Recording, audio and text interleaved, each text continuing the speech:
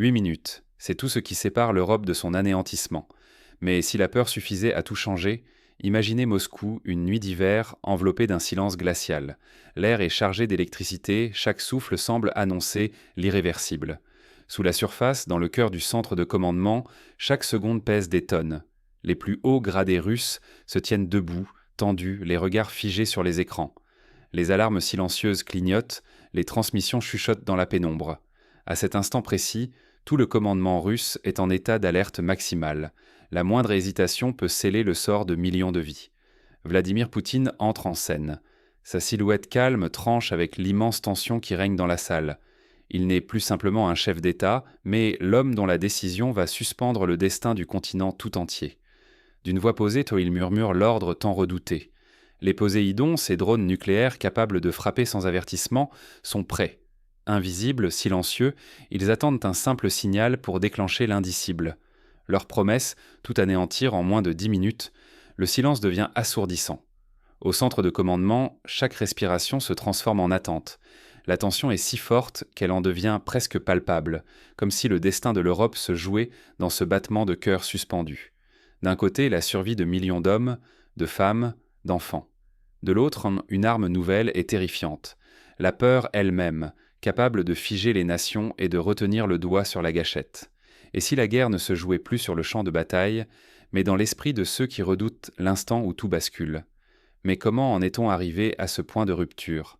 Revenons sur les étapes qui ont mené le monde au bord du gouffre. Depuis des mois, les lignes rouges se rapprochent dangereusement. Qui provoque vraiment qui ? Est-ce l'Occident qui avance ses pions ou la Russie qui impose sa volonté par la peur ? Tout a commencé avec l'installation, quasi silencieuse mais très réelle, de missiles occidentaux en Norvège, au Danemark, en Pologne et en Roumanie. Officiellement, il s'agissait de protéger l'Europe.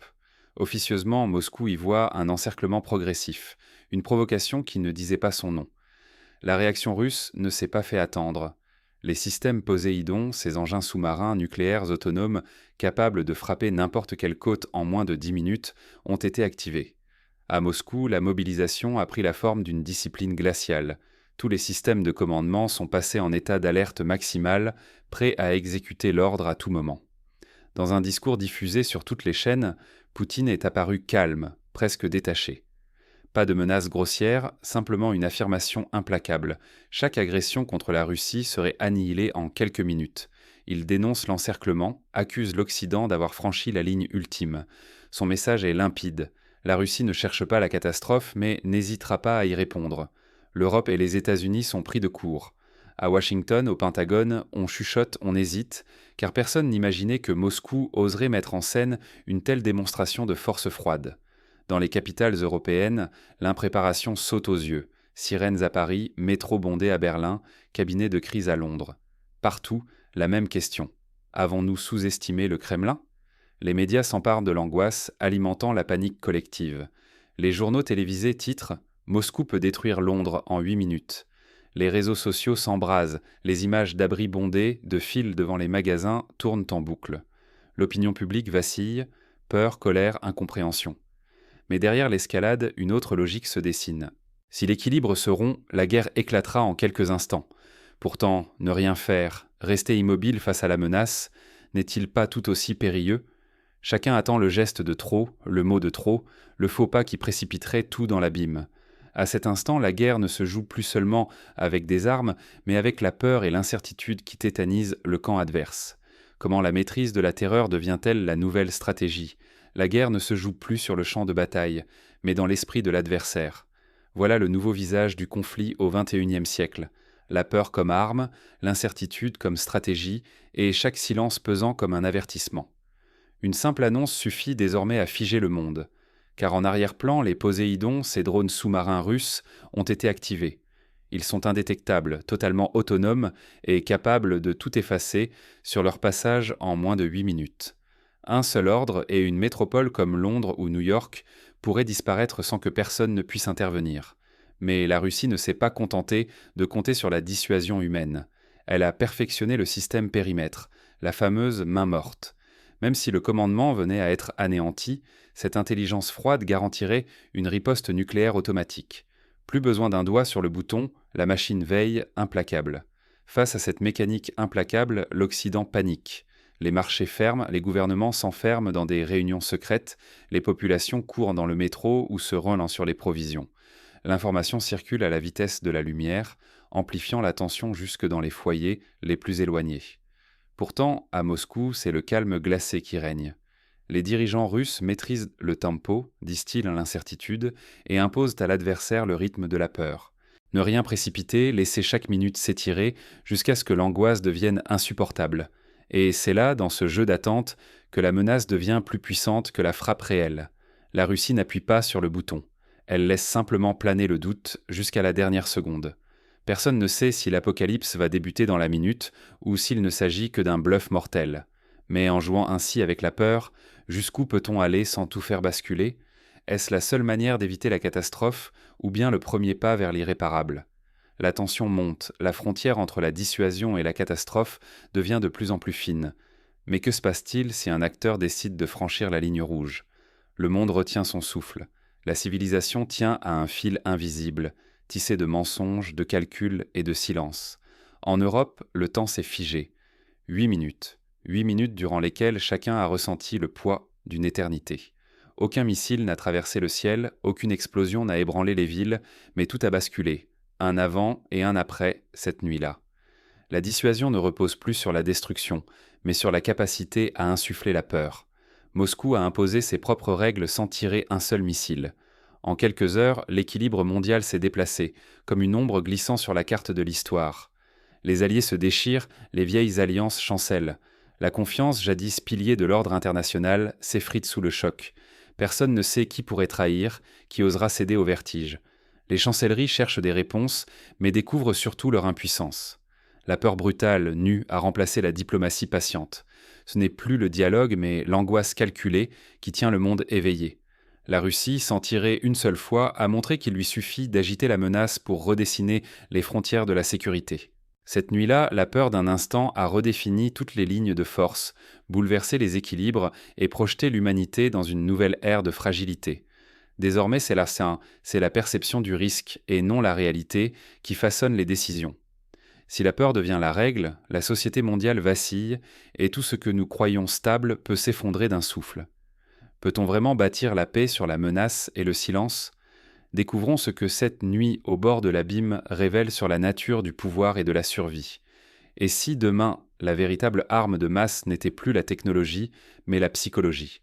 Dans un monde où chaque information circule à la vitesse de l'éclair, la puissance ne se mesure plus uniquement en ogives ou en missiles. Ce sont désormais ceux qui savent manipuler la perception du risque qui détiennent la clé du pouvoir. La peur, quand elle est savamment orchestrée, devient un levier stratégique redoutable. La Russie l'a prouvé. Il suffit parfois d'un silence, d'un délai, d'un simple signal ambigu pour paralyser des sociétés entières. L'attente, l'incertitude, le vertige du danger imminent deviennent des armes aussi efficaces que n'importe quelle frappe réelle. Aujourd'hui, la gestion du temps et du silence, l'art d'étirer une menace sans jamais la concrétiser, prend une importance capitale. Repérer les signaux faibles, interpréter les pauses et les non-dits, voilà ce qui fait la différence entre une communauté résiliente et une société vulnérable. Notre capacité collective à distinguer une menace réelle d'une manipulation psychologique devient essentielle à notre survie. Plus que jamais, l'équilibre du monde ne dépend plus des seuls arsenaux, mais de la maîtrise de l'ambiguïté et de l'attente. Chacun d'entre nous a un rôle à jouer, car la peur se propage aussi vite que l'information, amplifiée par nos discussions, nos partages, nos réactions. Si nous cédons à la panique face à l'incertitude, nous laissons d'autres décider à notre place, nous abandonnons le contrôle de notre avenir. Mais comprendre ces mécanismes, repérer les stratégies de manipulation, c'est déjà reprendre du pouvoir. Cela signifie protéger non seulement notre sécurité, mais aussi notre liberté de jugement et notre capacité à agir. Alors, dans ce nouveau champ de bataille invisible, quel sera votre choix ? 8 minutes peuvent tout changer, sauf si vous reprenez la main sur votre peur. Dans la nuit glaciale où la Russie a activé ses systèmes nucléaires, une vérité s'est imposée. L'arme la plus redoutable n'est pas celle qui détruit, mais celle qui instille le doute et la terreur. Moscou n'a pas frappé. Elle a laissé planer la menace, suspendue comme une épée au-dessus du monde, et transformé la simple attente en instrument de pouvoir. Le silence, le temps qui s'étire, l'angoisse des 8 minutes, ces éléments deviennent plus efficaces que n'importe quelle ogive. Nous venons de traverser, ensemble, ce vertige. Mais ce qui s'est joué dans les couloirs souterrains du Kremlin, ce n'est pas seulement une crise internationale, c'est une leçon sur la façon dont la peur peut être semée, dirigée, orchestrée. Ce soir-là, l'Europe entière a retenu son souffle, suspendue à des mots, à des cartes, à des signaux presque invisibles. La guerre ne s'est pas déclarée, mais chacun a ressenti la possibilité de sa propre fin, en quelques instants seulement. Rester spectateur, c'est rester vulnérable. Laisser d'autres décider pour vous de ce qui est à craindre, c'est leur donner le pouvoir de manipuler votre perception, vos choix, votre futur. À l'inverse, apprendre à décoder ces scénarios, à reconnaître les signaux derrière la mise en scène, c'est s'armer contre la manipulation. Comprendre que la peur peut être une stratégie, c'est commencer à la déconstruire. Dans notre vie quotidienne aussi, la peur est souvent utilisée pour contrôler, influencer, pousser à agir sans réfléchir. Il ne s'agit pas de nier les dangers, mais de s'interroger. Qui profite de ma peur? Pourquoi ce message aujourd'hui? Qu'est-ce qui, derrière l'alarme, relève du réel et qu'est-ce qui relève de l'intimidation? Face à la peur, deux options: céder à la panique ou reprendre la maîtrise de son regard. Cela vaut pour les grandes crises mondiales comme pour les petits choix de tous les jours. 8 minutes ou 8 secondes peuvent suffire à changer votre perspective, à vous rendre libre face à la menace. Demain, d'autres crises viendront. D'autres puissances utiliseront la peur comme levier. Mais vous, maintenant, vous savez qu'il est possible de regarder au-delà du rideau, de questionner les récits et de refuser d'être otage de l'angoisse. C'est ainsi que, collectivement, nous pouvons renforcer notre résilience et préserver ce qui compte.